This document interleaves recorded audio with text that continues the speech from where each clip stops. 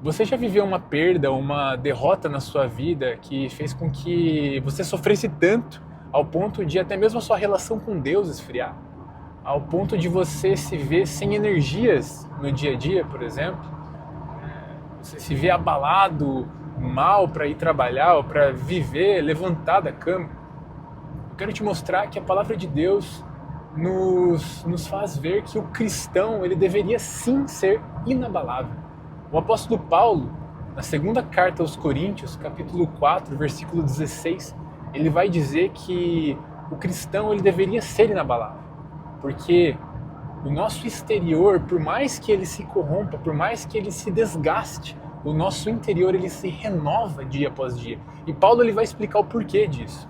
Ele vai dizer que o cristão ele não deve lançar a sua confiança, lançar o seu alicerce no que é material, no que é visível. Por quê? Porque o visível ele se corrompe, o visível ele se desgasta, o visível é material.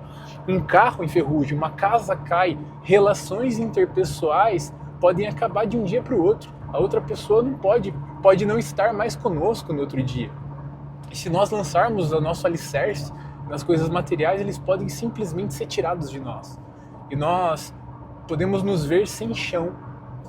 Então, o autor do livro de Hebreus, no capítulo 11, ao falar lá do rol dos heróis da fé, quando ele vai citar Moisés, ele diz que Moisés ele não lançou seus alicerces, ele não confiou no ouro do Egito, mas ele mirou, ele olhou para o invisível, ele usa a mesma expressão, ele vai explicar o que é esse invisível.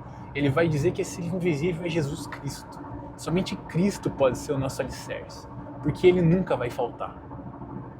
E o próprio Jesus, lá em Lucas 14, ele vai lançar um desafio para nós.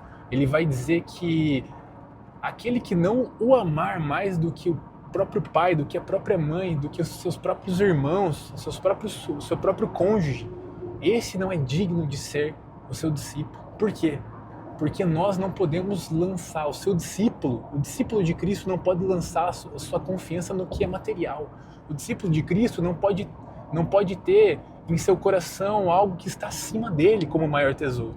Então esse é um questionamento que nós devemos fazer para nós mesmos até hoje.